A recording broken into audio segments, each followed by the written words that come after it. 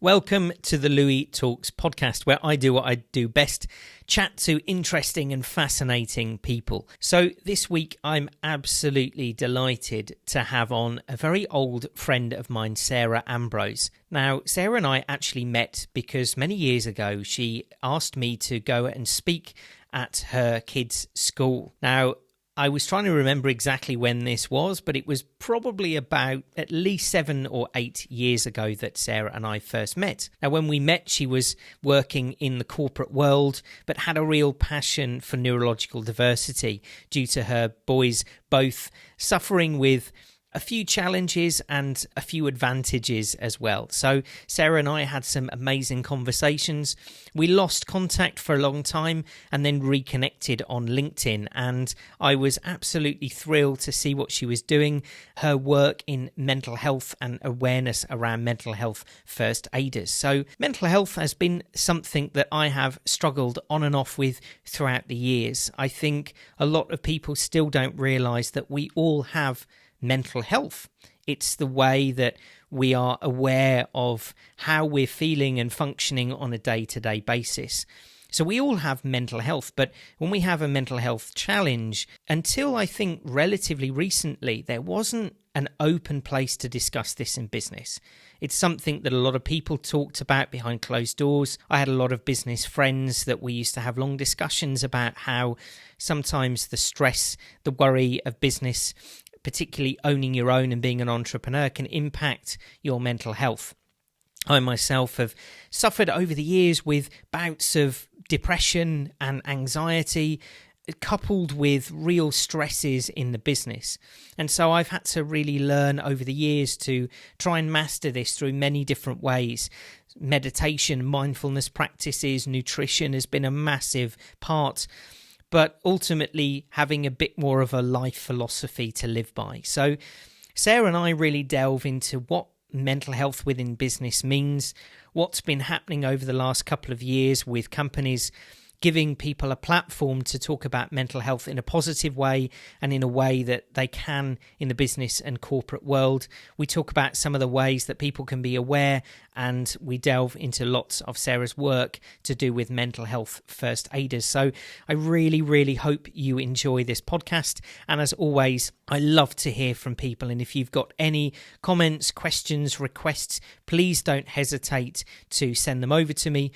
We are all still within COVID-19, although I think now it seems that things are starting to go back to some semblance of normality. But I know from my own personal experience through COVID and that of lots of clients and friends, many of us have been finding mental health even more challenging through this period. So I felt like now was the perfect time to release this podcast with Sarah.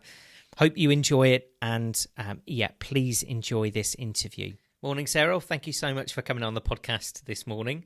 I just want to jump sort of straight in, and if you tell the listeners what it is that you do and how you ended up doing it. Okay. So I'm a business psychologist and I work as a mental health first aid instructor. And work in an advisory capacity with organisations around education and mental health from the Mental Health First Aid platform and my experience of working with one of the network partners for National Mind, West Kent Mind. So I, several years ago, decided to have a change of career after having a long career in finance, working in the City of London, to go back to university and study psychology, which I always had a passion in, and went on to do my master's in business psychology, thinking that I'd go back to the city to work with people rather than with figures, and very quickly realised going back into that environment as a consultant that it was perhaps the environment that I needed to change rather than the role, and found myself working at West Kent Mind in Sevenoaks in Kent, which I absolutely thoroughly loved. And worked in business development for them, so speaking to a lot of organisations, and it was around that time that I trained as a mental health first aid instructor. It's robust and evidence-based program that I believe has its roots in education around mental health literacy for individuals and for organisations, and it's a fundamental piece of learning. So I sort of took up the mantle with that really, and worked with organisations that wanted to make a change around their culture, wanted to support their staff better, but didn't really know where to start. And my sort of opening gambit with all of the organisations was get your leadership team or your board around a table and get this learning. Less so to become a mental health first aider, but more so to gain skills, understanding and learning around mental health and mental illness, because I don't think we get it. We certainly don't get it at school, although that's changing. And up until recently, it's not really been available in organisations either. So for the 2 and a bit years that I was at West Kent Mind, I worked very closely with organisations. I did a lot of work in schools as well, but really wanted to make a difference in organisations. And we saw some amazing changes take place, really, from just embedding a different type of learning and understanding around mental health. And I guess I left West Kent Mind. I still train for them. I still do speaking engagements for them and are very closely affiliated with them as one of their associate trainers. But the network partners of National Mind are restricted geographically, and I had a lot of clients and connections in London that were asking me for advice or support or training, and I couldn't do that while working for them. So I made the transition into sort of picking up the mantle with my own consultancy and doing that, which, you know, it's only been 16 weeks, like I said to you earlier, and I love it, actually. You know, it's an incredibly rewarding role, and I love watching the change in people when they get this education around what is mental health, why are we talking about it, why is it so important, and what is the difference between mental health and mental illness, because I don't think people really understand that. So, yeah, I think that's me in a nutshell, really. Fantastic. It's really nice to hear, because I think I've been aware through my own ups and downs over the years, and I think that I probably was always a bit of a delver into my own sort of personality and minds and quite inquiring. So it's always been something in the back of my mind, but it's really great over the last 5 years to see that, you know, mental health in the workplace is just growing and growing, and there's so much more support. There's so many more people talking about it. And even the last couple of days, I was speaking at the Festival of Enterprise in Birmingham, and I had so many conversations with people about mental health in the workplace. Mm-hmm. Yeah. And it was great, because I think there has been a bit of a stigma over the years about talking, you know, personally or in the workplace about mental health. So I guess I'd just love to know your perspective on that. What do you think's caused this shift? Where has this suddenly come from over the last sort of 5+ years? I think that, well, lots of reasons actually, but I think predominantly, and National Mind will tell you that when Prince Harry spoke about his personal experience, they had the highest hit rate on their website ever. So I think that the princes and what they've done through Heads Together has really raised general awareness around speaking about mental health. And I think there's been a collective social movement that's just gathered and has gained momentum so much so that it can't be ignored by organisations. And it's giving people permission at an individual level to say, you know, I've been affected by this, or that's me. And the more people that speak out, I think the more power that has with giving people permission and to talk about their own mental health. And I think organisations, there's some key organisations working in the UK that have been working for many, many years that have, because of this social movement, have become more available to the general public. And, you know, National Mind has done incredible work and has been around for decades. And they have aligned themselves with other organisations like Mental Health First Aid England and a number of community interest companies that are doing phenomenal work about raising awareness, education, and pushing to get legislation changed, actually, which I think is really, really important. You know, we can talk about awareness and actions and speaking about it and organisations making changes, but it has to be followed by robust changes in our legislation, because historically the Health and Safety Executive has had nothing in its guidelines or legislation around what organisations need to do for mental health or mental health support. You know, we have physical first aid support, and every organisation, whether it's a sports club or a school or a financial institution, has to have a minimum of X amount of physical first aiders. And I think, you know, what some of these key organisations have done is raise the awareness to create this parity of esteem. You know, we have to treat mental illness the same as physical illness, so we have to have the education around it like we do around physical first aid. And we have to understand why it's so important. So there's a number of reasons why I think it's on everybody's agenda, but it's gathered momentum now, so much so that organisations can't ignore it. And actually the ones that are ignoring it, you know, are either jumping on the bandwagon because their competitors are doing something about it, even if they're not invested in it. They're doing something because their competitors are, and actually realising the value in making a difference to supporting their employees. So there's lots of really, really good things happening at the moment. And so it's exciting to be a part of it. Yeah, really. Definitely. Yeah. And I think, as you said, it's that permission point, you know, having permission in a workplace or openly. So there were, I think, 3 or 4 presentations at the Festival of Enterprise that was specifically around mental health in the workplace. Yeah. So it just seems to be getting to that point where people are becoming a lot more comfortable talking about it. There is that permission there. You know, I mean, I do see that there is a little bit of a disconnect. Certainly, I think, obviously I live on the edge of Birmingham. Birmingham's got a lot of growth and development. There's a lot of exciting things happening here. But I think sometimes in terms of, I don't want to call it a trend, but, you know, in terms of sort of understanding and awareness, Birmingham does sometimes fall behind a little bit. Mm-hmm. And I do see that with quite a few of the Birmingham organisations that I've worked with over the last couple of years compared to what you might find in London or other cities.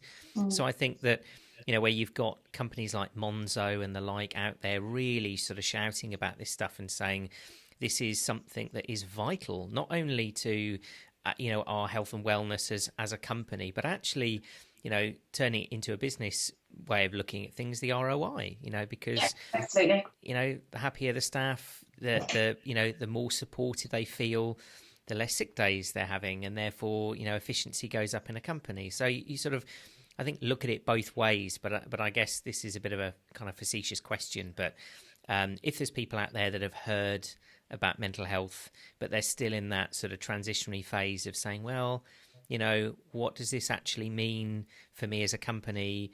Why should I really care? Above the obvious reasons we've just discussed, is there anything else that really sticks out at you that, you know, you think is, you know, pointing companies towards will help them understand what really this is all about? Well, I think the key signpost that I would make for organisations is the review that Paul Farmer, who's the CEO of National Mind, and Lord Stevenson, who got together and were commissioned to write a review or report on the state of mental health and wellbeing in organisations in this country, and that was commissioned in October 2017.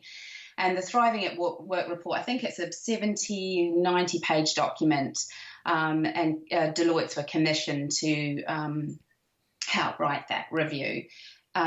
It's got some startling statistics in it about the state of where we are with our mental health support and the statistics around mental illness in the workplace. So any employer that's wanting to make a difference to their organisation and understand the foundation of that is the starting point. You know, it sort of identifies that 300,000 individuals a year lose their job through to long-term poor mental health issues.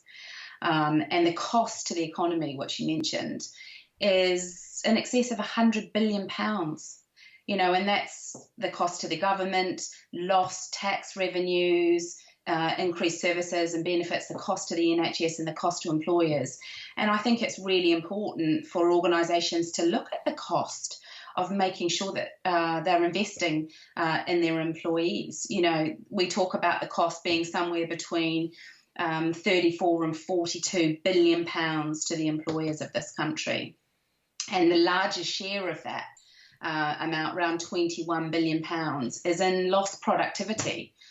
We talk a lot about presenteeism, and there's a lot of how do you measure it and what is it? People being at work but not feeling well, taking longer to do the things that they would normally do in 5 or 10 minutes, and maybe it takes half an hour or an hour, working longer hours to get the same amount of work done, and generally feeling not right working, and a £10 billion cost to employers on absenteeism, taking time off through poor mental health.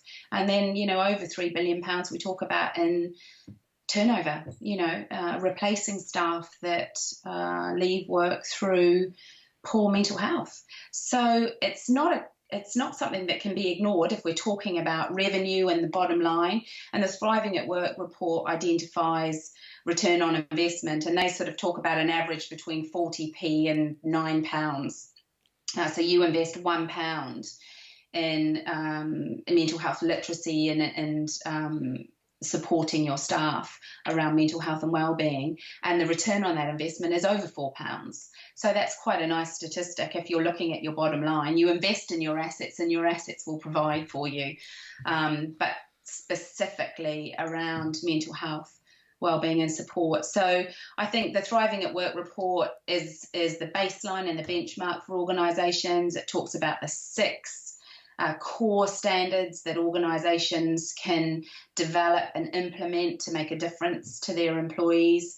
And then they've got a 4 advanced or enhanced core standards. And it's not prescriptive, so it doesn't say you have to do this, this and this. Organisations can adapt it. It's more of a guideline, really, but they know that it makes a difference. So having a measurement standard. How do we measure where we're at? If we're going to make changes in how we support our staff, what are we going to benchmark that against? How are we going to evaluate it? So there has to be a measurement standard, understanding where your staff are and how they feel and what support is in place. Can they have open conversations about how they're feeling? And we know that the statistics really, Mind launched Mental Health at Work Commitment last week, actually, based off the core standards in the Thriving at Work report. And they have got some statistics that they issued saying only 51% of employees feel comfortable to talk about their mental health in the workplace. And I'm pretty sure if we think about parity of esteem, people don't have a problem saying, oh, I've got the flu, or I've got a cold, or perhaps I've just been diagnosed with a physical illness or a physical health condition. But people are very reticent to speak about mental health, and anxiety and depression are the most prevalent mental illnesses that we see in the workplace. People don't want to talk about it. So organisations have to implement ways to measure and evaluate that, to create awareness through training and education, and then support that with actions. Okay, so we've done that. We know how we're going to measure it. We know how we're going to educate people around it. And what are we going to do to support them? So what does that look like in an organisation? Is it our EAP? Is it various wellbeing measures that we can implement over the mental health calendar in the workplace, or various interventions that we can make in a week? But I think for me, the most positive changes that I've seen in organisations come from having a champion. So having a leader that picks up the mantle and charges forward saying, it's okay to talk and it's okay not to be okay. It has to start from the top of an organisation, because if it doesn't, you can do all of this stuff around here, but if it's not being driven by a senior stakeholder or a board member, then it doesn't gather the momentum that it needs to. So, and I feel really strongly about that. I work with an organisation, an international organisation, who've got over 50,000 staff, and they're doing amazing things for their staff wellbeing, the programs they've got in place, the support that they're doing, the infrastructure they've got in place. But, speaking to them a couple of weeks ago, they said, we just haven't, it's not cohesive. We haven't got traction, and it doesn't feel like, we're making progress. And they weren't measuring it, so they didn't know what the tangible effects of all of the work that they were doing was. And they didn't have a champion at senior management level. They had lots of very key people in the organisation that were very passionate about it. And I said, you have that someone at board level, so a director that champions it, someone that says it's okay to speak about this. And then you create sort of cohesion and a more collaborative approach. And organisations have to be accountable. They have to show their results. This is what we've done, and this is the impact that we've made. And we need to improve on that, and I think employees have to be a part of the initiatives that change or that organisations implement. I think, they have to have a voice. So, yeah, I don't even know if I've answered your question, but once I sort of start, I can't stop. But yeah, I think, the Thriving at Work report, what National Mind have done with the mental health at work commitment, following on from the core standards of that report, and the education component that Mental Health First Aid England bring. I think the connection between those three is a really brilliant starting place for organisations if they want to make a difference.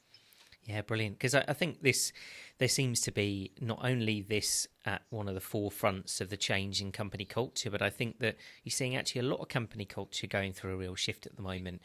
People are looking at staff as assets properly, and they're looking at how they can create those really cohesive environments to work in, employee engagement, employee benefits. There's all this sort of talk going on, and it's amazing. I think one of the only problems that I see, and we mentioned this briefly before we sort of came onto the podcast and wanted to pick it back up, is the white noise problem. So there's so much talk about mental health, and there's so many people out there talking about it, which is only a good thing. But I think, what's your opinion on the sort of white noise problem that we've got, that actually maybe there are people talking about it that potentially shouldn't be, or it's about, making sure that the information that's out there is really, I guess, being analysed and understood, and how that's actually impacting people out on the ground and in the companies.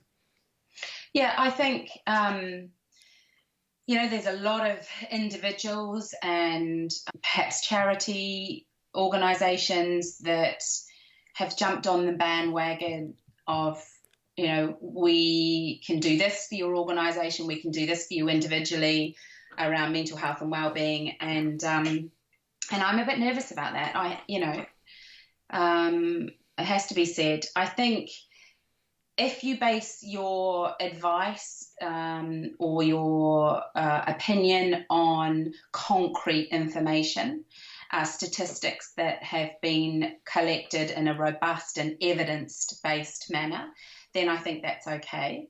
That's why I mentioned National Mind, Mental Health at Work, the work that the Heads Together Foundation are doing, and organisations that have actually put measurement standards and evaluation and best practice in place and can share their results with you. I think that's really important. The other side of that, which is lived experience, I think is equally critical to make people understand and learn about what it feels like to have a mental illness. And how it impacts every facet of your life. I feel slightly nervous sometimes about advocates sharing their own lived experience in forums that aren't safe. Sometimes delivering training and education around mental health, from my experience as a mental health first aid instructor, it's really, really important that the people that you deliver to feel safe, and that there's an agreement around safety, and because it can be really challenging for some people to receive this education, and actually challenging from my perspective in delivering it sometimes, particularly when we're talking about subjects like suicide. So I think it's vastly unregulated from a lived experience perspective, and it makes me feel a little bit nervous, but I think that will change. I think there's a lot of talk about mental health first aiders in an organisation and what that role involves, and how do we keep and protect and make sure that our mental health first aiders are safe. So there's a lot of conversation around that at the moment, and I think that's very important. But yeah, I think it will change, and I think it will evolve. I think there's two components to learning around mental health and mental illness that are absolutely vital. So one is the robust evidence-based platform, which we get through organisations like Mind and Mental Health First Aid England. And then there's the lived experience component. So if the two can be brought together and delivered in a safe environment that's quite structured and supported, I think that is what we need to do. But yeah, I was just reading a forum before I spoke to you about someone saying, just training people in mental health first aid is not enough. And I agree with that. But I think one of the things that that product and that instruction and that education gives to a layman that's never had any experience with mental illness or doesn't understand the difference between mental health and mental illness, I think it's a really important piece of learning. So perhaps not necessarily to go away and take the role of a mental health first aider, but that learning is critical in understanding what we're talking about and why it's important to talk about it and how we can remove stigma and discrimination and judgment. And I think, talking about people that share their lived experience, that reduces stigma. It helps eliminate the discrimination and the judgment that, is innate in all of us actually and is entrenched in society. So, yeah, I think there's work to be done in making sure that it's structured and safe and supported. I think that's really important, and I think that's evolving. I don't think it's absolutely that we've got that right just yet. Yeah, absolutely. I mean, I think this is it. We've got to start somewhere. Yeah. The understanding will be built over a period of time, but if, as you said, especially if somebody hasn't necessarily come across mental health, or there's a huge amount of people. I mean, obviously I'm no expert in this field, but even from friends and companies that I've worked with, there's a huge amount of people out there who I think are suffering with mental health but have no real understanding of it, so therefore they're not aware of the situation that they're in, and therefore it can be quite difficult for them to get out of it. And find that support, because without the recognition of it, and say, well, actually, maybe I am a bit depressed, or maybe there's something else going on, or I have got some trauma locked away, or, whatever that might be at lighter or deeper levels, it's very difficult to help them without that understanding. So I think that's the first thing, isn't it? Education, being more open, getting this information out there, making people feel more comfortable to say, actually, I think I do need some help, which as humans, I think we're bad at anyway. It doesn't matter what industry you're in. It doesn't matter what you're doing. Asking for help is, sort of messes with our pride a lot of the time as humans. And I think especially in the workplace, when there is this pressure to be your best and perform at your highest and be invincible, because that's what you think you need to be all the time, 100% of the time. Otherwise, you're going to lose your job, or you're not going to get the promotion, or, whatever it might be. So I think that there is some real pressure around that. And I guess that my question really is about diagnosis, or about when somebody becomes aware of their mental health situation.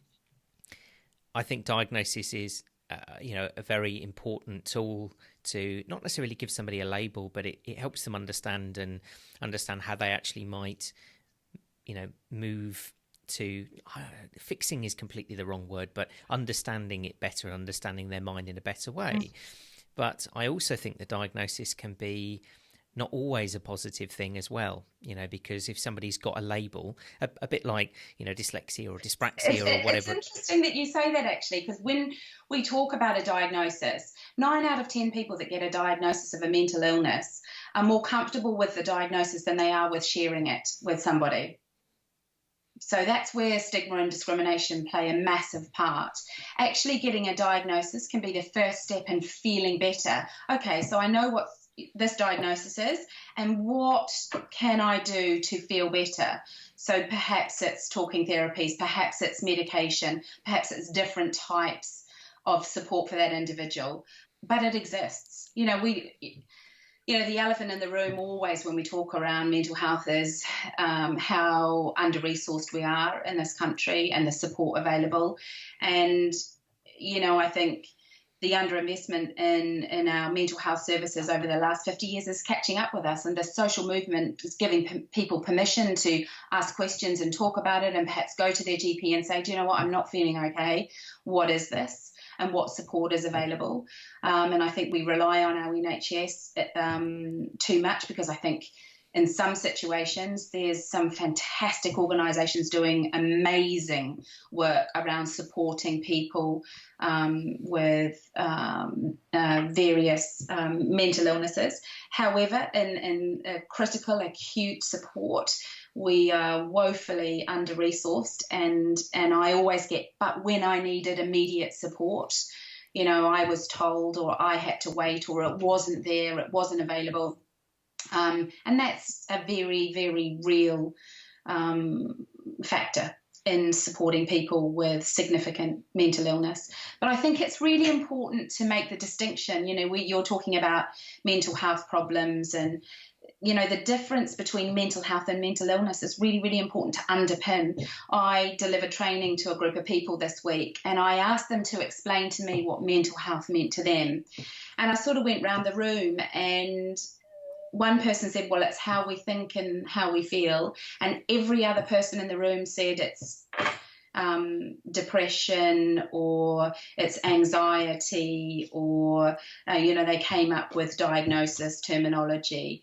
And I said to them, that's where the problem in understanding and education comes from, because we all have mental health. It's how we think and how we feel and how we behave.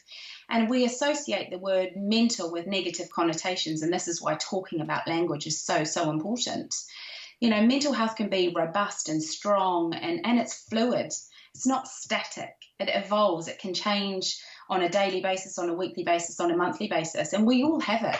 We don't have any health if we haven't got mental health. Our physical health and our mental health are one. They can't be separated. And I listened to a podcast with Simon Blake, the CEO of MHFA England, and Ruby Wax this week, which was absolutely fantastic. And she said, if we're in a onesie, our mental health and our physical health is like looking at it in a onesie. It's one thing. And mental illness is something different. Becoming really, really unwell and requiring a medical intervention or support to support a diagnosis of an illness is something that's quite different to our mental health. Physical health and physical illness are different, and we talk about mental health like it's the illness, and it isn't. And I think it's really important that we have to acknowledge that and understand that, and learn about mental health and it being on a continuum, and that it's fluid and it's changeable, and what impacts that, and what are the indicators for us that something might be changing or that we're not feeling okay, and at what point do we have a conversation and we ask for help or support. And I think the learning around mental health gives people that awareness. Oh, I hadn't thought about it like that. I do a lot of work talking about stress. What is it? Massively overused, incredibly misunderstood, and the physical or the biological impact of what stress does to us and how that changes how we think and feel and behave. And, I often say to people, we have colleagues that ring in and say, I can't come into work today, I'm too stressed. And I'll ask them how that makes them feel. And they're like, well, you're stressed and now I'm stressed and I've got your work to do and my work to do. And then I try to get them to think about it slightly differently. If the colleague was to ring in and say, I'm not coming into work today because I am in distress, would that take a different shape for you? And they're like, okay, well, maybe. So what would you do if someone said that? Well, I'd ask them if they were okay and if they needed any help, and perhaps what could I do to help you out? Or, can you tell me what that feels like? Because I don't know. So it's an invitation for a conversation. So there's a lot, I think there's a lot of learning that needs to take place for people to understand the difference between those two labels, if you like. And you mentioned labeling with a diagnosis, and it's really interesting. We don't do that with physical illness. We don't label people with their physical illness. We take their illness away from the person. The illness isn't the person. You may be diagnosed with cancer. You have cancer. You are diagnosed with depression. You are the depressive. It's not right. You have an illness. It has a name. Doesn't define who you are. It isn't you. And often I will say, take the illness away from the person and treat the person. The illness can be treated, but have a conversation with the person, because that diagnosis doesn't define them. And I think that's really important when we're talking about mental illness. And you also mentioned fixing. I think it's innate in all of us. When someone says they're unwell, particularly people that we love and we care about, we want to make them better. We want to fix them. Oh, have you tried this or do this? With mental illness, it's very, very different. That's why the second intervention in mental health first aid is to have a conversation and to listen non-judgmentally, because listening and talking makes a massive difference to people that are struggling with their mental health or are unwell. But we all like to want to fix. It's innate. We're built to judge. We judge every minute of the day. Am I going to cross the road? Is that car going too fast? No, I'm going to stay here because it's safer for me to do that. That's what we do. And supporting someone that's struggling with their mental health is not about fixing them. Have you tried this? Have you done that? Why haven't you?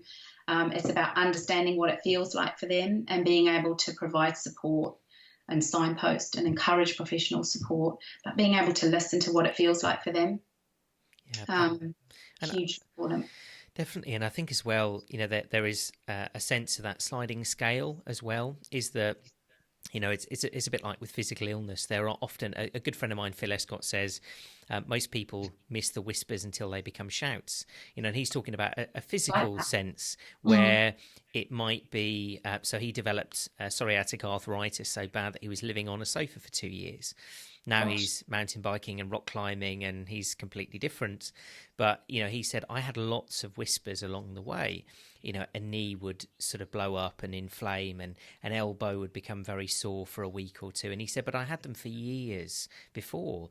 And I think mental health is very similar to that, at least from my experience from the people around me, that there are those whispers, there are those things that are going on that if are just buried, not dealt with, pushed away, then you pile more stress on top of it. And eventually, because of the way that you're struggling and you're under so much pressure, people do just break. That elasticity eventually disappears. And so I think that that's a really important thing from my factor. I'd love to know your opinion on that, but I think it is really important to catch it early as possible, to really start to deal with this. I mean, I think I'm very lucky that my partner's, she's actually studying a psychology degree at the moment. We've talked about it a huge amount. We're big fans of Gabor Mate, and even that sense of childhood trauma. Well, if there's childhood trauma happening, again, catching it as early as physically possible in childhood or the teen years, or as early as possible, can actually help that person for the rest of their life. But I think I totally agree with you. And adolescent mental health and mental illness in this country is a whole different conversation. And, we know some of the statistics around that.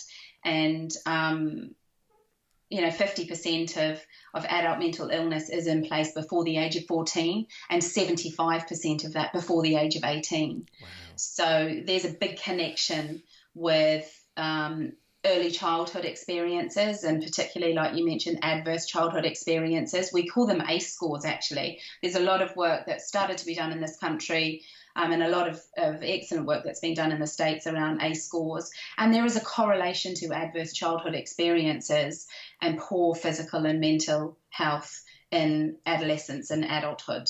The higher your ACE score, the higher you are likely to, in adolescence and adulthood, be diagnosed with depression or have suicidal thoughts and behaviours. So there is an absolute correlation. But again, I think all of that comes back to education.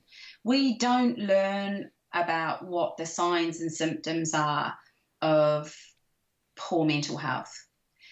There's a lot of work being done in the media and in the press, and some of the country's soaps are working in partnership with organisations like National Mind to be very careful and considered in their storylines and getting that education out there.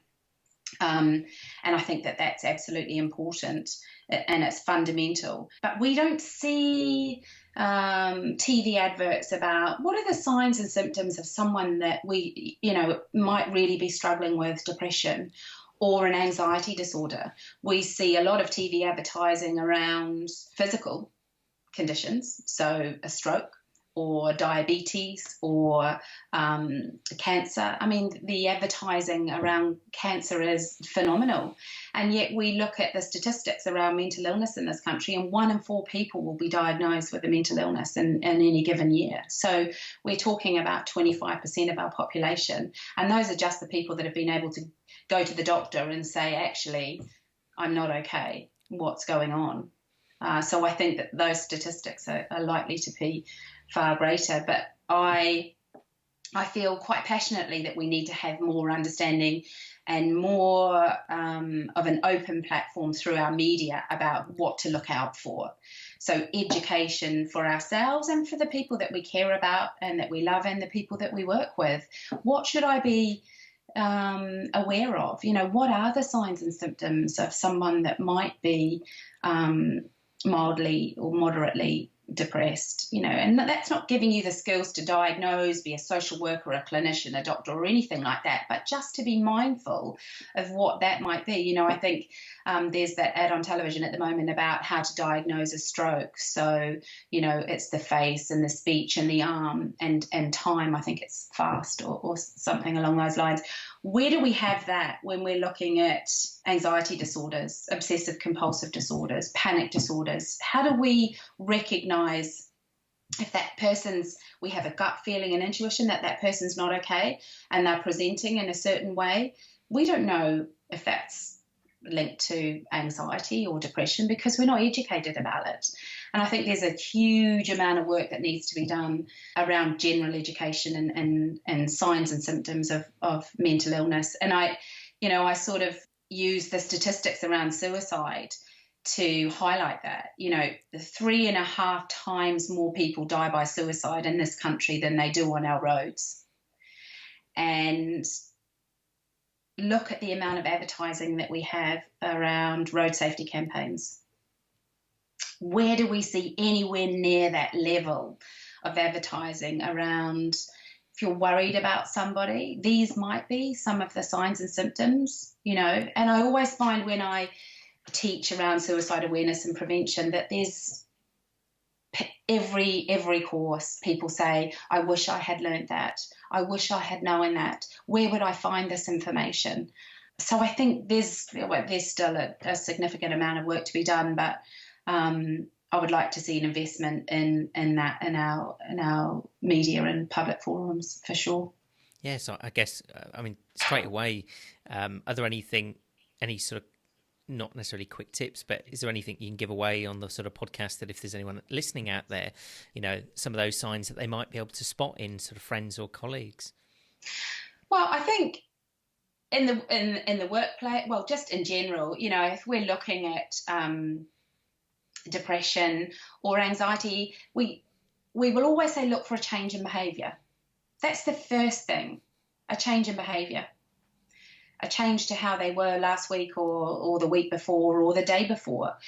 People that are feeling unwell might isolate, might not communicate as well. Their social interactions might be interrupted. They might not be able to recall information or articulate themselves well or not engage in a conversation perhaps how they used to. Their diet might be affected. Their sleep might be affected. Their appearance might be affected. They may be acting slightly differently to how they would. Any change is sort of what I would say is an invitation for a conversation. Notice that you haven't been yourself, and I just wanted to have a conversation and understand how you're feeling, or go for a walk or grab a coffee or invest some time and have that conversation. So changes in behaviour, I think, are key. And in the workplace, we talk about people coming in earlier or staying later, taking longer to get the work done, and interestingly, people that are taking on more and more work. I can do this, I can do that. Manic phases of behaviour, thinking, oh, well, I can do all of this, so I'm going to do it. And, when we're sort of at capacity or we're not feeling well, our mind works very differently. It's hard to store information. It's hard to learn. It's hard to sequence information.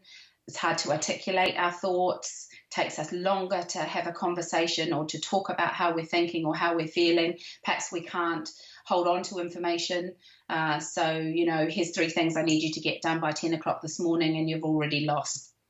You remember the first one and you don't recall the second 2. Sluggish and perhaps, more tired and isolating behaviour and not really wanting to participate. There's a number of ways that we can identify if people are not feeling okay. And then it's about how do we engage with them? How do we have that conversation to understand what's going on for them, which is the next part and really important. Yeah, definitely. And I think there's a real role between the person and the company as well. I think when people are working in organisations, there's a huge amount of responsibility, like you said, that is to be played by the organisation. But I also think that there's a personal responsibility as well. And I think, obviously I've been really interested in personal development for a long, long time.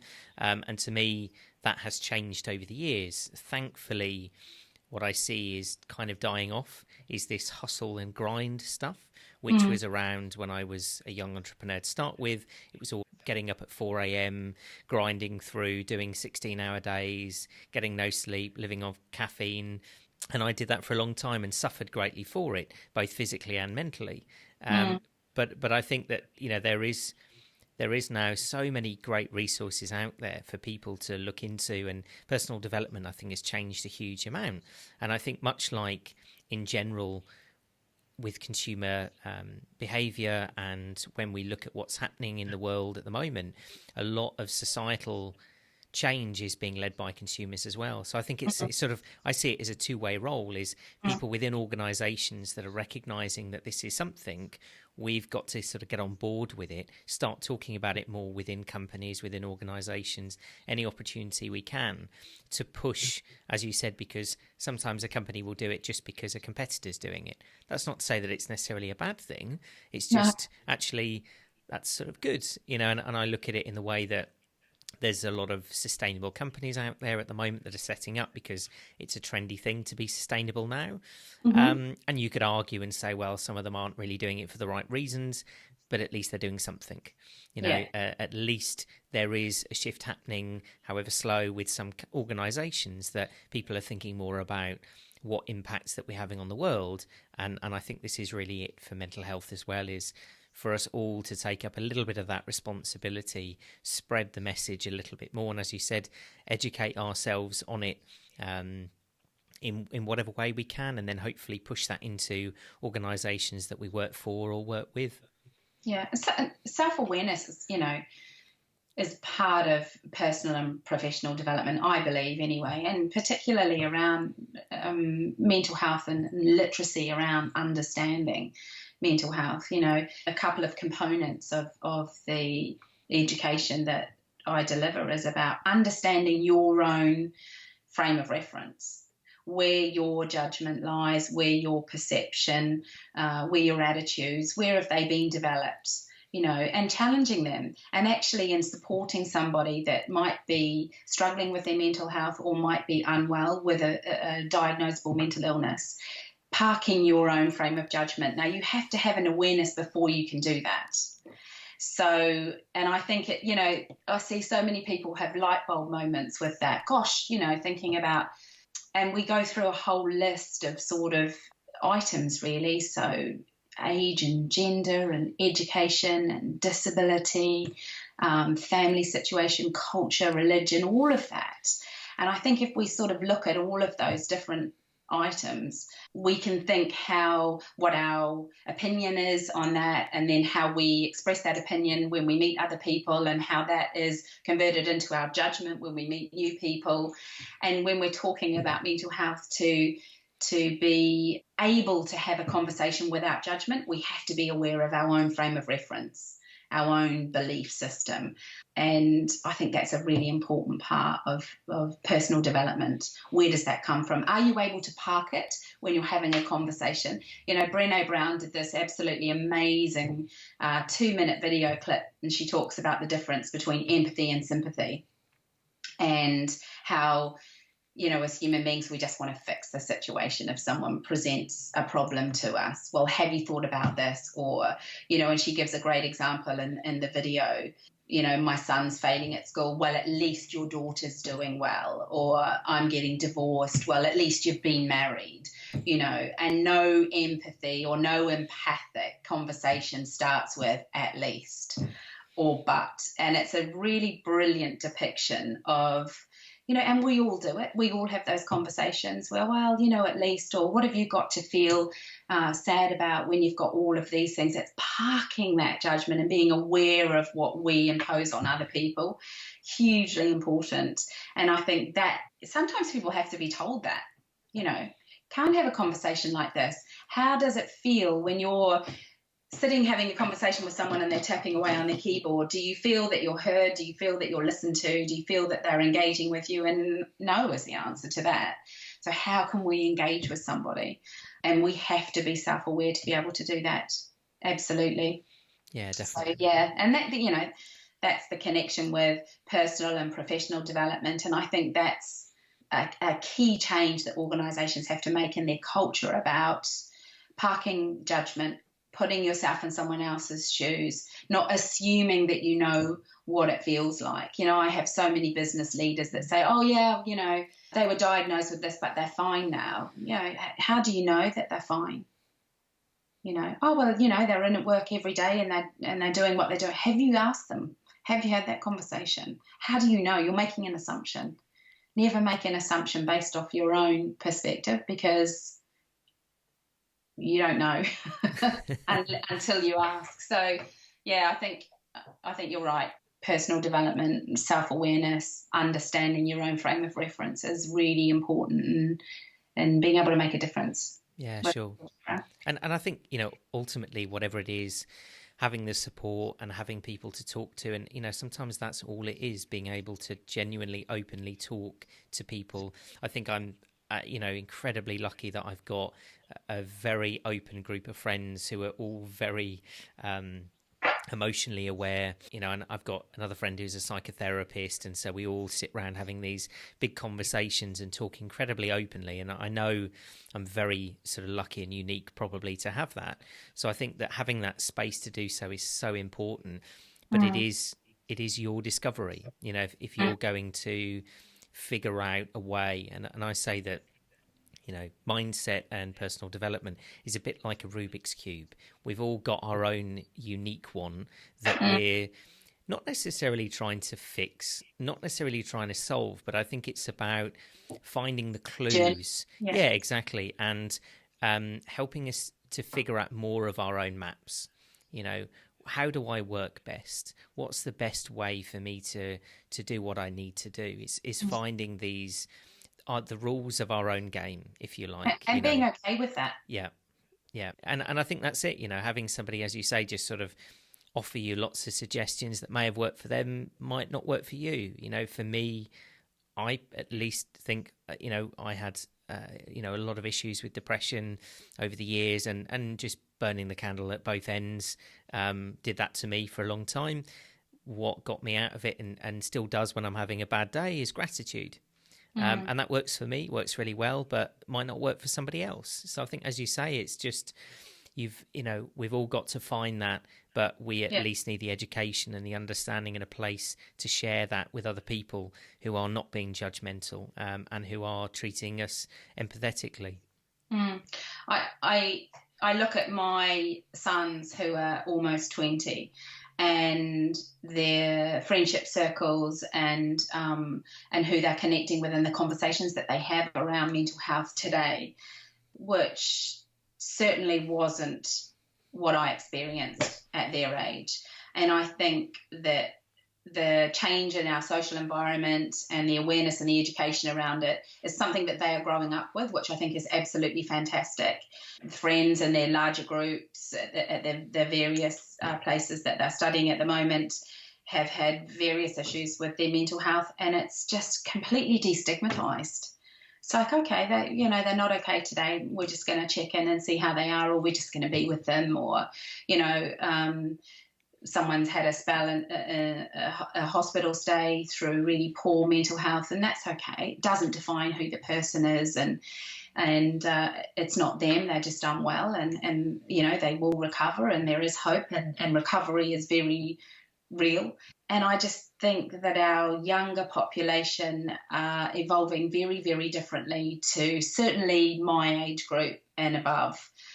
Because it was not part of what we grew up with. And I'd like to think that in 20, 30, 40 years from now, the landscape around understanding and support for mental illness and people struggling with their mental health is completely different to what it is today.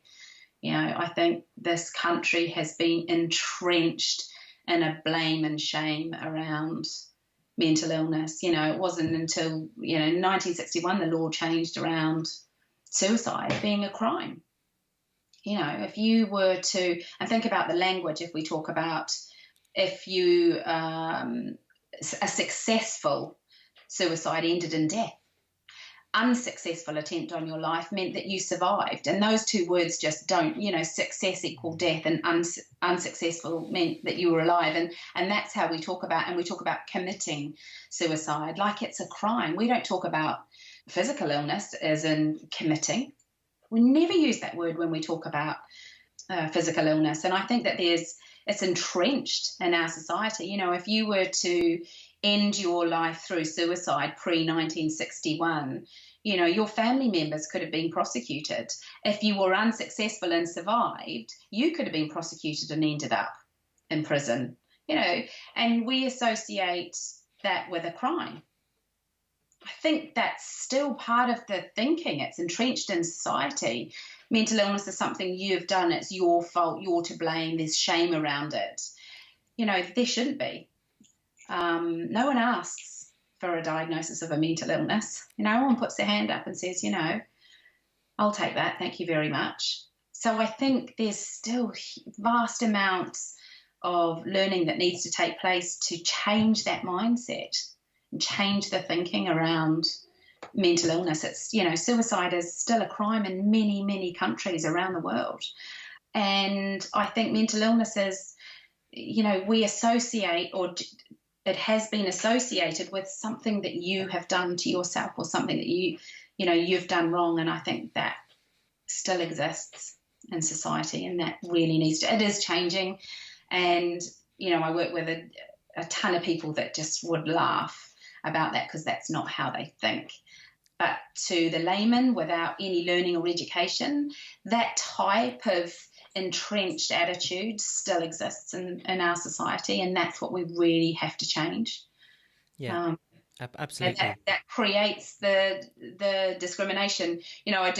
We do in mental health first aid, we do an activity around language, positive, neutral, acceptable words that we associate with mental illness, and then negative, unkind, unacceptable, un-PC words that we associate. And I can tell you, in every single time I've done that activity, the negative words just fly out of people's mouths. And some people can't think of a single positive word or phrase when we talk about mental illness. And, that's where education is fundamental, I think. Yeah, definitely. And I think you see this as well in the sort of neurological diversity world as well. That actually there's an awful lot of people within that sort of community that suffer with mental health. There's still a lot of social stigma I've got sort of friends who've had children diagnosed with autism, and immediately it's sort of a negative thing. You can see straight away they're concerned, they're worried, they're frustrated. Oh my God, my child's had this terrible diagnosis. I don't know what it means. There's all this fear. And so I think you see that, and obviously then that transpires to well over sort of 55% of the prison population we know are neurologically diverse. It's probably a lot higher than that. A lot of the times they're just not getting diagnosed, so we don't even really know the extent of that. And then, I think if you look at Gabor Mate's work with addiction, that's another thing that society sees as this really negative thing, that it's addiction is the person's fault. It's their fault, it's their choice. And they chose to be a drug addict, and now they're living on the street, and well, it's their choice. And my partner has done a lot of work with the homeless in Birmingham over the last few years, and it's you can really see it. There is this real social stigma, and I know that is at the extreme end of the spectrum, let's say, because a lot of these guys have been incredibly traumatized in early childhood, or they've got mental illness from birth, sometimes extreme levels of autism, and they just don't understand the world. They haven't been given the support. So there's all of that sort of on the extreme end. But as you say, it does show us actually we still have got this huge social stigma around it. And if we're looking at people that are genuinely in need of huge amounts of help, support, assistance to just function in our world, then it's all the macro to the micro. It's our friends and family who are struggling, and as you said, having the understanding to say, well, it's okay, we all struggle. And I think as soon as we get more of that platform, I hope that we'll start to look at all elements of that spectrum in the right way. I mean, I had a chat yesterday to a guy who owned a company, and I think I know what to look for now with neurological diversity. I could tell straight away he'd sort of got ADHD or some, he's sort of like super energetic and flitting around his stand. And we had this great conversation, and, he just said to me, he's like, oh, you understand. That's so nice to have a conversation with somebody that gets what it's like to feel like that your brain is just overloading and you don't know what to do, and there's so many things going on. So it's very interesting, and I think that this is hopefully opening a door to a much wider understanding of the people around us. A friend of mine, Joe Trodden, he's a business coach, and he says he believes that we have all the answers to solve all of our problems, but the problem is we don't understand ourselves, and therefore by definition we don't understand each other. And I think that's really true. It's a really interesting way of putting it, that actually we could work so much more cohesively as a society if we understood ourselves and therefore other people more and on a deeper level. Think what we could accomplish if we could work with all of our colleagues and all of our partners, in a more cohesive way. Well, you and I have had this conversation over the years around the education system, and, this is how we teach children, and they will learn like this, without there being an adaptation or an understanding about how they need to learn. And not every child learns in the same way. Not every person works in the same way. Not every person thinks in the same way. And we have such a prescriptive attitude towards education in this country. It has to be this way. And that's not just in our schools. That's in our organisations. We work in this industry sector. This is what you do. Financial services is, it is what it is. And we work in construction, and this is how it is. And entrenched prescriptive ways of dealing with things are not about the individual. And they're not working anymore, and this is why this whole, the evolution of understanding and awareness around the continuum of our mental health and the link with our physical health and understanding the person. And, like we said before, you only ever really do that if you ask the question, tell me what that feels like for you. I want to understand what it feels like for you. I want to understand it from your perspective. And we don't do that. And fortunately, it's changing. That has now become the narrative. I want to understand what it's like for you. There's still some industry sectors, and we won't even go there on education, with our experience of learning challenges in education, but it is changing. It has to change because those company cultures that are stuck and are not adapting will absolutely fail. And now there's such an imperative and impetus on measurement and evaluation of how people are actually doing. Organisations are going to have to become accountable for that. And result-based evaluation and measurement will tell us how well your people are doing. So we will start to have more evidence and more robust, tangible reporting around how we're looking after our assets, if you like, or how we're engaging or looking after our people. And I would love that to fall into the education system, but 5 and 6 and 7-year-olds don't have the same voice as we do as adults or in an organisational context. So we have to rely on our educators and educating them and education's a whole nother story. Yeah, absolutely agree. I think, like you said, at least you feel like there's a shift happening, and I think that if we can all pick up the baton, even in just a very small way, and start to lead this and talk about it more, I hope that it will cause the ripples. And as you say, I think the education system is a huge one, but it's an oil tanker. Yeah, exactly. And it's going to take a while to start to really shift. I just want to pick up quickly because you mentioned there very briefly about physical health, because I think that that's something that I've really noticed and I've seen a lot of research coming out about. I found it sometimes harder to talk to people about it because I think that I think as a society don't necessarily understand the connection between physical health or diet, or if you look at a lot of the research around the gut microbiome and what's happening there chemically, biochemically, that actually interacts with the way our brain works, the way we formulate hormones.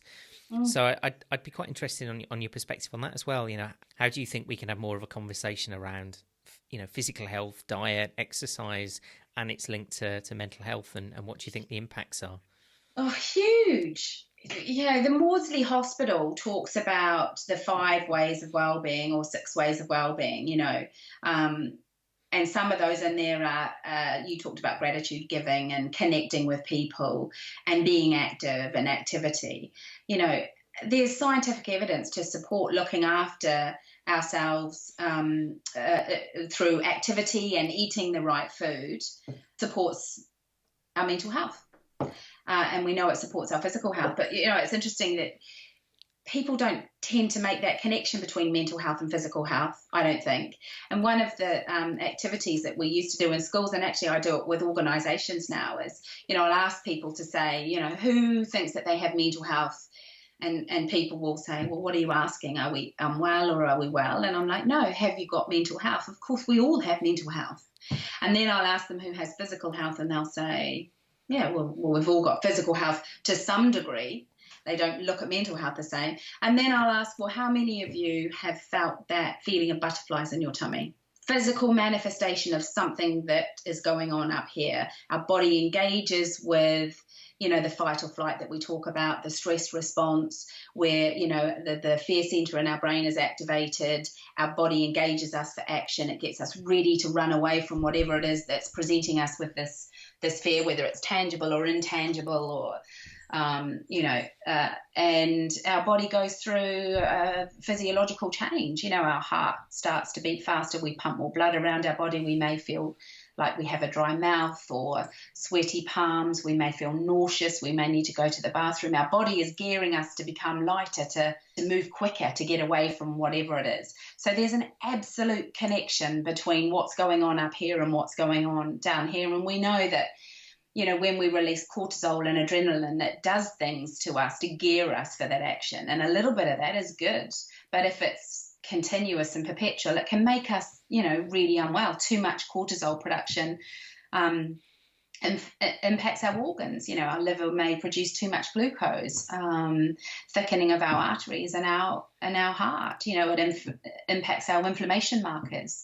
And too much of that over a long period of time, we become less able to cope with that response or that stress response or whatever it is that triggers that fight or flight. So the connection between the two is tangible. And we can support that. And it's different for everybody. Like you say, diet and activity, sleep, and connecting with people. There's lots of ways that we can do to support that or mitigate that rising feeling. But I don't think it can be ignored. And I think, I think if you asked everybody, when you're feeling unwell physically or mentally, or when you're not feeling right, what can you do to make yourself feel better? And everyone's got an answer. It's different for everybody, but everybody's got an answer. I need to speak to somebody, I can connect with a friend, I go for a run, or I go to the gym, or I just go for a walk outside, I read a book, I have a hot bath. There's a whole realm of things that we can do, but there is statistical evidence to support, a balanced, good diet and good nutrition and activity, mitigate some of those biological or physiological, the impact of stress. And I think it's really important to educate our young people about that too, really, really important. And adults, part of working with people is to sort of, give them a bit of homework and say, actually, I want you to go away and do something to look after yourself, just for half an hour, an hour. Doesn't need to involve anybody else, just for yourself. But we're too busy. People are too busy. Oh, well, I'll get round to that, or I don't need to do that. We often say, and this is something West Kent Mind talk about all the time, you can't pour from an empty cup. Your relationships are impacted, your work is impacted, your physical health is impacted. So you have to keep that cup balanced. When it overflows, you can emotionally snap. So we have to work out what it is that we need to do to keep our cup balanced. Yeah, really important. And I think, learning and education around diet and nutrition is fundamental, and we get it, but it's always linked to our physical health. And it's nice to see more evidence and studies coming out talking about how, you mentioned hormones and the link to hormones and poor mental health. Yeah, definitely. I mean, I think, in a simplistic way, I say to a lot of audiences, what makes us happy? Well, it's a mixture of serotonin, dopamine, and oxytocin, and all of those hormones are built by what we eat. So, in a simple way, you're saying, well, it's really clear that it has an effect. As you said, I don't think that has been made so apparent in our understanding of mental health and its impact. I think a lot of people have heard of the placebo effect, and just even spending a short amount of time researching how powerful the placebo effect can be, and its effect on our biochemistry. You look at guys like Wim Hof. Don't know whether you've heard of him, but no, the Iceman. So maybe have a look into him after the podcast. I was very lucky to do a course with him a few years ago, and he holds all of the world records of cold exposure. So he can be submerged in about 60 kilos of ice for up to 2 hours, and his body temperature doesn't change. It's all about mindset, and he has proven he teaches people by the way of his techniques on how to actually regain more control of the autonomic nervous system, which until really him and his sort of studies on him and his body was just thought that we could not have any direct influence, but he can upregulate, downregulate his hormones, his immune system, and teaches others to do so. So I think that again, fascinating. I'll definitely it really shows you how powerful that link between the mind and the body are. And again, the nocebo effect, that's another very interesting one that a lot of people don't talk about. Placebo is you have something you think it's going to do you good, and therefore it happens.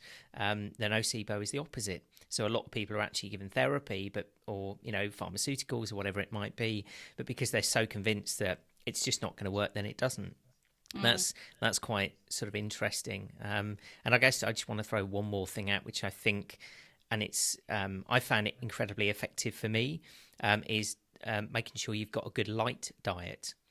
And by that I mean sort of sunlight. We're linked to our circadian rhythms in every single biochemical component of our body, and all of our technology in it. And I think it's a big issue, particularly for young people. all of our technology emits blue light. Blue light as a spectrum releases cortisol. It's supposed to wake us up in the mornings, but we're staring at it all day, every day. Suppresses melatonin production, which is the hormone we need to sleep. So I totally agree. Yeah. But a seasonal affective disorder is a diagnosable illness. Vitamin D deficiencies that we get from spending time in direct sunlight, we need that to survive. Vitamin D is something that is produced from sunlight. Exposure to our skin, and we need that. When you think about the climate and the weather in this country, and how many people go undiagnosed and have the sluggish feelings, of mild to moderate depression because of vitamin D deficiency. Yeah, very true. People don't perhaps know about that. No, maybe. No, exactly. And I think as well, it's important. Yeah, definitely. The blue light side of things. I mean, I think it's starting to get out there. There's simple things I think you can use, like blue blocking glasses, or there's a tool called Iris, which is great, which I recommend to a lot of people. You can up or down scale your sort of blue light on your technology, on your phones and laptops and that sort of thing. But yeah, there's this whole spectrum of things I think to understand. But yeah, it's good that we're getting a platform to talk about it. And you think about our young population who all have mobile phones now. From early ages, children are on iPads, and kids as young we see in schools all the time, as young as 5 years old, bringing mobile phones into school. And I'll always say to children that I speak to, how many of you have your phones in your bedroom overnight? And they'll all put their hands up, and well, not all, most. And how many of you, if you have your phone in your bedroom overnight, wake up in the middle of the night, look at your phone? All of them will put their hand up. It's interrupting our normal rhythms and that production of melatonin. There's a great organisation locally called the Digital Sunset Challenge, which challenges families, parents and children to put their phone down from, say, 7 at night till 7 in the morning. It's agreement that parents have with their children. The parents have to do it as well as children, and interesting results. But they did a great video, which I really rated. They had young people talking about phone use at night time and their minds not switching off, And there was a guy saying, would you leave your front door open at the middle of the night and let people walk in off the street and stand at the end of your children's bed to engage in a conversation with them? Because that's effectively what you're doing if you let them have their mobile phones overnight. So, yeah, a lot of interesting work being done about that, but I completely agree with you. I think we need to be much more aware of the blue light and the influence on our physical and mental health. Yeah, absolutely. Well, I guess anything and I ask everyone this sort of question. So if anyone's sort of interested in this subject, have you got any podcasts or books or anything that you'd recommend that have made a real impact to you or your understanding? Oh, loads. I don't know where to start. I think signposting to the organisations that I believe are doing the right thing and the best work. National Mind is one of them. Mental Health at Work and the Mental Health at Work Commitment, Mental Health First Aid England. And there's a lot of industry-specific work being done around, and I mean, there's a whole realm of organisations producing fantastic information.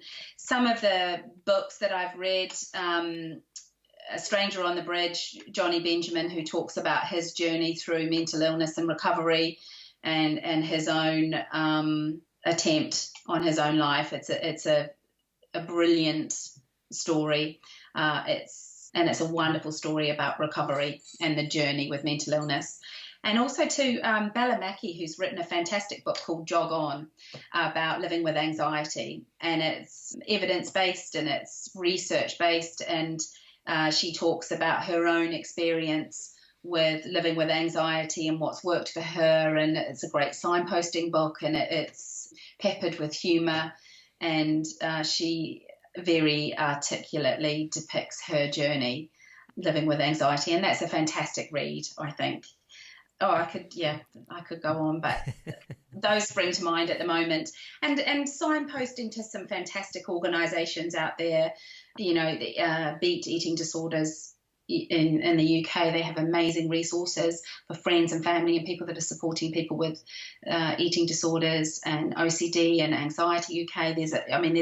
I think we sort of stop at the GP or the NHS or our medical, the next path where we go in primary care. But I think we need to understand that there's so many organisations out there doing wonderful things to provide information and support to people that are struggling or people that are caring for people that are struggling. And you can have access to that and signposting through MHFA and through National Mind. So look for it and ask the questions. And if you don't get the right answer in the first instance, try something different. Don't stop, because there will be somebody that can provide you with information and support and guide you or signpost you to the right support.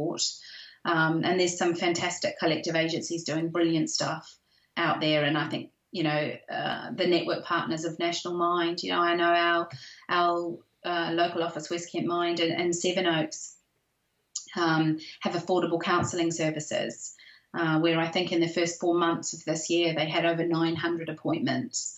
And run support groups for members of the local community, and have trained staff on hand. It's not a crisis centre, but they have a duty care system and provide resources and support and education for everyone in the local community. So there's a lot out there that perhaps people don't know about. So ask the questions and investigate what services are available to you in your local areas, I think would be my brilliant. Fantastic. Well, thank you so much for coming on, Sarah. That's been a really good conversation. Yeah, lovely. Probably could have gone on for another 2 hours. I think it is, yeah. It is such a big subject. And I think, like you said, sometimes it is just about going out there and finding the information, and us all taking up a little bit that baton to help ourselves understand ourselves a little bit better, and then the people around us, and have that empathy and understanding. But yeah, thank you so much for coming on and having a chat with me. Brilliant. You're welcome. Nice to speak to you. Yeah, cheers. Thank you. Okay, see you later. Bye.